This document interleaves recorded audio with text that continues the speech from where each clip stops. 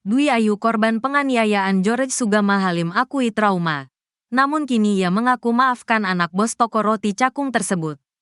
Usai melakukan penganiayaan terhadap Dwi Ayu, kini Geroge Sugama Halim ditahan oleh pihak kepolisian. Kasus penganiayaan George Sugama Halim ini cukup menuai perhatian. Apalagi ketika itu George mengaku kebal hukum. Kini, Dwi Ayu mengaku sudah memaafkan George Sugama Halim meski dirinya telah dianiaya dan trauma usai kejadian tersebut. Meski begitu, Dwi Ayu tak mau berdamai dan proses hukum tetap berjalan. Saya gak mau damai. Tapi saya sudah memaafkan pelaku. Saya mau kasus ini tetap berjalan, kata Dwi Ayu lewat YouTube Tiffany News. Senin, tanggal 23 Desember tahun 2024. Dwi Ayu berharap kasus tetap berjalan dan memberikan efek jera terhadap tersangka. Saya takut kalau misalkan nanti ada korban selanjutnya. Biarkan ada efek jera. Cukup saya yang mengalami ini, terangnya. Selain itu, Dwi Ayu mengungkapkan kondisinya yang kini masih mengalami trauma pasca kejadian penganiayaan tersebut. Bahkan setelah penganiayaan tersebut, Dwi mengaku kini susah tidur dan merasa ketakutan. Trauma. Kalau saya ke situ jadi keingat kejadian jadi sedih. Bahkan setelah kejadian ini saya jadi tidurnya selalu pagi. Sulit tidur, merasa takut dan gelisah, ujarnya. Sementara, Dwi juga mengungkapkan reaksi orang tuanya pasca kejadian. Dikata-katakan Ayu, ibunya sedih melihat dirinya dianiaya anak bos roti.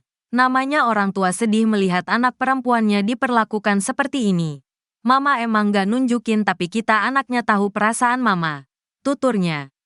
Sebelumnya, Linda mengungkapkan harapannya untuk bisa berdamai dengan Ayu. Ia mengaku sudah meminta maaf kepada korban penganiayaan anaknya itu.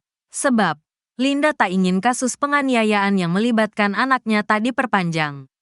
Ia menilai tak akan ada habisnya jika masalah ini diselesaikan secara hukum. Saya minta tolong.